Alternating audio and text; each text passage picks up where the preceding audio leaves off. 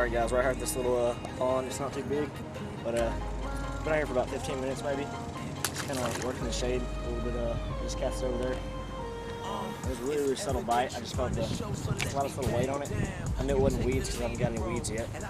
And it turned out to be a nice little bass. It's definitely the day. About what we end up with today for Christmas. I just caught this little chunk out there, just out there, fishing a trick worm, and I cast it and it hit this little chair right here and got me a bird's nest. And it got a knot in my line, so I had to clip it, and I was pulling in my line because I didn't want to lose my hook in the worm. I felt some tug on it, and I just pulled it, and this little guy came up. I've never seen that happen. Yeah, that was pretty awesome. I've never seen that happen before. I've never caught it with just bare hand pulling in line. So we've got two in about 30 minutes, and it's probably about 100. It's not that hot. It's probably like 99, 100. Yeah, probably around 100 degrees right now. Water temperature. High 90s and 100s. Something like that. It's really hot. No wind at all. Hardly any wind. It's picking up every once in a while, but yeah. We're back to get some more fish. This little guy, probably about at 14 maybe. It's a little chunk, but he's been caught before. Got that, you can see he's bleeding. I hooked him in the gills. See if he swims off. I've only had him on the water for 30 seconds, so there he goes. So that's our third bass. About 35 minutes, 40. All right, guys. Okay, we got this little cottage here at this little place. There's a bunch of ponds here. And I didn't know if there's fishing here, so I was just messing around. I was casting from up there. Popped it one time, right there. So what we got? Nice little shot though. We got another pond that has bass. Right behind our You can catch it from like right there. You can probably catch it from the bed inside there. Oh, you're gonna land down. Just on this black and blue trick stick. I switched over to the trick stick from I was using like a green pumpkin. Just got that one in this little black and blue. We'll get back to you with some more fish. All right, guys, got another little one. Just a little dink, but so yeah, the score is me 4, Austin 1, and Chaz 0. Screw you. That's the rods right there. And so yeah, I'm basically just launching it up. Back to you with some more fish. All right, guys, got this little dink, the smallest one by far. I just cast it over and I missed him twice, and I was wondering if I was going crazy. I knew there was something there, but I ended up catching him. I switched over. It was raining. It was coming down really hard, probably 30-mile-an-hour winds. So we just came over here to this little back up to the bank, and not really any point fishing the boat, but whatever. So I switched over to a darker color because the water's starting to get a little stained. The bite's been turning on a little bit. I missed a few, but hopefully we'll get some more. Chaz finally caught one. That's not cool. Hey, like this video if you think Chaz is gay. Right now. Alright guys, we just got done night fishing. As you can see, it's dark. It really sucked a lot. Not fun at all. I had 2 break off of good size, I think. And then I had a couple take my worm. Yeah, that line's really straight, so I'm gonna re-spool some cedar and Bassin. We'll get back to you tomorrow. Yeah, that's what I'm talking about right there, right at the top of the mouth. See that? Get something, baby. I'm actually talking about baby right there. That's where it's at. Did you see that brush pile? We actually put that brush pile in a year ago to this week. Just a little chunker, and we put that brush pile in, yeah. And I just passed it right over there. And Austin just walked it right by. He was pissed because I got him, but see how it goes sometimes. I just got this one right over there, right off the edge of those weeds with a wacky rig, watermelon red yum dinger. Chaz got a dink over there. In case you're wondering why we kicked him out of our boat, he was pissing us off. He's been a little titty baby. He wouldn't paddle. In our 4-person boat, he wouldn't fit. Yeah. But it has, as you see, it has the perfect deck for 2 fishing, but on the back there's absolutely nothing. Sucks. There's this thing, and it's like makes it very difficult to fish. So we just kicked him out. It's a little skinny one. This is probably the skinniest bass we've caught up here. I would say I'm pretty healthy. I just got this little tiny one, about 6-7 inches. Right in front of that, right where that slop is, right in front of her, just catch a watermelon red wacky rig yum dinger. And oh my God, Chaz actually caught one. That's 3 for today. You've only caught 3. You cool? I know. What can you do about it? Little punk. That's what I thought. Little bitty one out here in this small pond. I was just flipping little tiny yum dinger, 6-inch, right in front of that little brush pile right in front of that, right at the tip of that tree. Right and there. pulled it out about, he probably struck it about 3 feet out of it at the very bottom. Hit it hard. Chad just got a decent little chunker over there. Good bass. We just caught this chunky little guy on a 6-inch Yum Dinger, wacky rigged, just off there. He's chunky.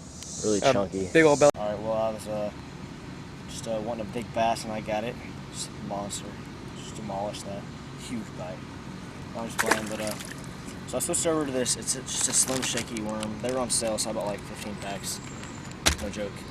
And this is just kind of like a, it's kind of like a, what's this? Chartreuse? No, it's just like a. It's a watermelon sort of color. Watermelon seed. Yeah, watermelon seed. That's what it is. It's just like 4 inches, and I just wacky rigged it. First cast, I missed one, and then I just pitched over there. I'm just letting it sink. I'm just twitching it on the bottom. It looks here. See if you get the action in the water. I don't know if you can see it. Can you? Yeah. It's just like the slightest tap, and sometimes you just gotta finesse them. They've seen that trick stick and the Yum Dinger he's throwing, and this big Texas rigs we've been throwing. They've seen them a million times, so I just decided to switch over to something a little different. It turned out to work in my favor. Go back to you with some more fish. I just got this one right off the stump right there on a 6-inch Yum Dinger. He called it. Called it. I was like, hey Ian, guess what? I'll catch one right here. Pitched it right on that log. About 5 seconds later, he smacked it. Yep. Little chunker. It pooped on him. Yeah, so. pooped all over me. Alright guys, this little guy's been causing me some trouble. Probably went through like 4 worms pitching over this little brush pile that we put in a year ago. This little guy, nice little belly on him. Good little mouth. Chill out, bro. Pretty fish, but you know, it's just like, it was that kind of, I felt like a freaking machine gun going through my rod. The vibration was just like, you know, I was just trying to be patient. That's where I think I've been setting the hook too early, so I really just made sure I felt the bite. Got him in the top mouth. That was a really weird hook set. And then I made him, I just sat there with my rod pointed straight out and wait till he pulled it down. So I've been setting the hook as soon as I feel the bite. I waited for him to swallow it.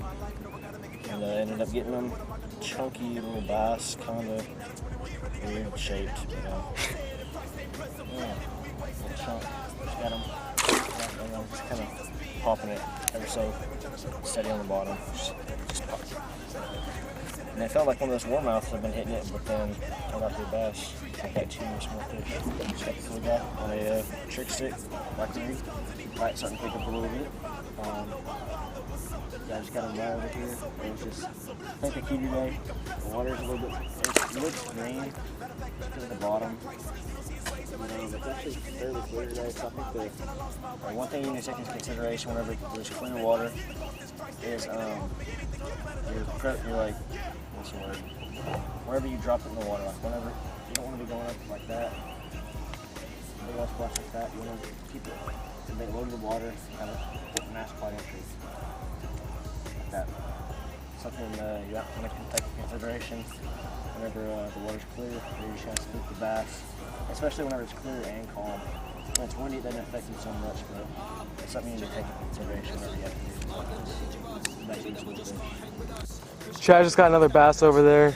I think he's fishing with a wacky worm or a Texas rig trick worm. I'm not quite sure, but that's his, what's that, 3rd, 4th one today?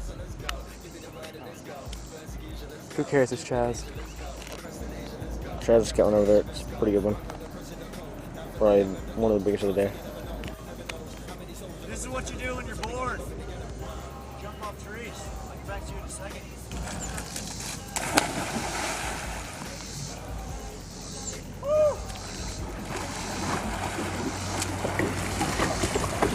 You gotta be careful with these treble hooks. I'm not really one to be super scared of them, but you gotta respect them. I know a kid that had them straight stuck to his hand. On this Bandit, I've always loved this pattern, and Academy just started carrying them not too long ago. I'll show you. It's just the bass. This pattern it can pass for pretty much any type of panfish, in my opinion. And it's probably it's not a square bill, but it probably dives, I'd say 3 to 6 feet, maybe 2 to 5, somewhere around there. And it's got a little rattle in it. It actually comes with pretty good hooks on. I just skipped into that dock, because you gotta really be aware of your surroundings, and it's gonna pay off. You gotta figure out what they're feeding on. He's been over here fishing for the fly. I don't know why. But he's been catching these brim, and I was like, this crankbait looks exactly like theirs. Tied it on, a couple casts, ended up getting one. That's good news. Hopefully I get some more. About 4 casts later, right off that dock. Okay. Well, guys, I was just messing around. I was like, guess who I am? I was sitting there like burning a crankbait. I was like, KVD. I was like, yeah, I swear he makes like twice many casts a day. He gets it in, casts it out there, and didn't waste any time. I guess that's why he's so good. And this bandit crankbait, that's 3 in what, 20 minutes? About so. And nobody else caught. Did you just catch one? Chaz just caught one, but I'm still dogging on Chaz because it's much better. Alright guys, just got this good bass. Probably one of my biggest of the day, if not the biggest. Careful with these treble hooks, trying to get you out, bud. I just cast under that tree. I've had a bunch of luck there today. Got 4 hooks. Well, I've been using this bluegill crank to get a bluegill. Big bluegill, probably in my top 3 biggest in my life. Chaz over there with another little bass. Pliers if you need them. See, I got him in the mouth and then I set the hook on him. I guess I got him with that back hook too. Solid. He's small, he's nice. What's that, maybe 8 inches, a little bit, 8, 9 inches. He's chunky. He's a chunky little guy. These bass in here are chunky. They're feeding on these brim. I can tell in the last year the population of the brim has gone down by like a lot. They probably only have a 1/4 of the brim. Like these bass have been feeding on them heavily. He's chunky. Yeah, right in front of this sky little debris on the surface. Yeah. Throwing a watermelon red trickworm. Small little weight. Smaller weight, yep.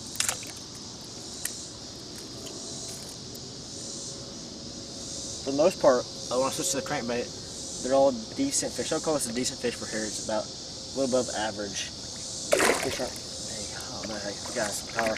That's what all my fish do. When I release it, splash me everywhere. And see, when I was fishing with the soft baits, for the most part, it was just like a soft little tap. And I just let them play with it for a little bit. But when I switched over to this, it's just like cast out there. I'll be cranking. It's just like boom, and just I don't know. We're about to do some more fish. He's a little guy, but he's a jumper. Fishing the gut, no pressure on him. Try to keep him down. He's not big by any means. I used to do. There was something over there, and I figured there was something. I think there was something dying on top. Hooked him all the way out there. Yeah, and I casted probably 1.5 feet behind it. Like it was a perfect cast. It was like as far as my K-Nam will reach. And I just get one hard pop and went right underneath it. I paused and ooh, little popping stud. But I just give it a hard pop, kind of similar to a jerkbait, and I took off with it. I think that's gonna be my last one of the day. I'm gonna go get some BK. Be back in the morning. See you later. All right, guys. Just got this good bass. Those are probably one of the biggest ones of this trip. So I had about 4.5. I was throwing a crankbait. That's when I was throwing last night.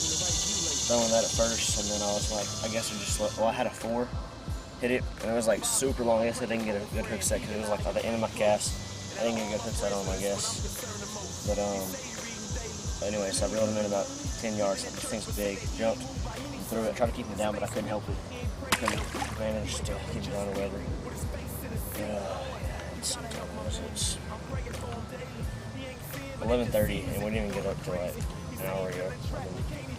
We've been up a lot and crap like that, but he's just right here basically we are. And we might choose some more fish. We'll have to go eat a little bit. We will catch some more fish today. On Master's table today, today's supposed to be a 66 out of 100. It's like 12 better than it's been the last couple of days, but we'll see how accurate that is. We'll choose more fish. Chaz over there with a little bass. Tiny. Catches tiny fish, that's just how it goes.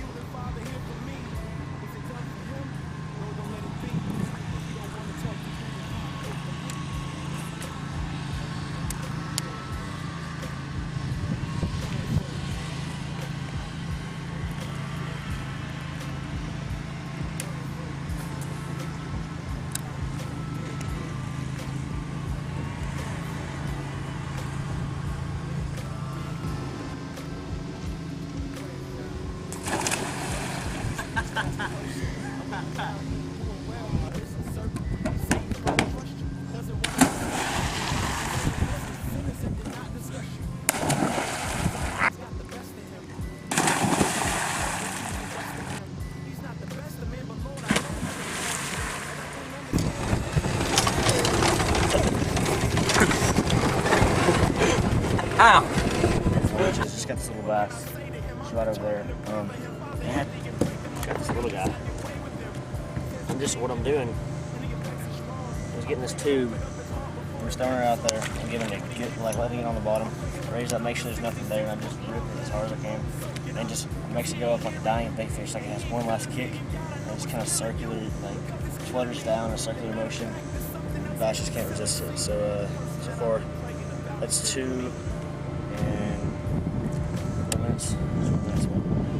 Down there, but always check the line. The line's frayed. Back to the small fish. Alright guys, Austin just went over to get his bass rod. I got 3. We just came out here and this is the dead heat of the day. I got 3 on a tube. Chaz hasn't caught any. Austin hadn't caught any. So I guess a tube, maybe the dominant pattern we've been using it for like 30, 35 minutes. And I already got 3. I missed 2.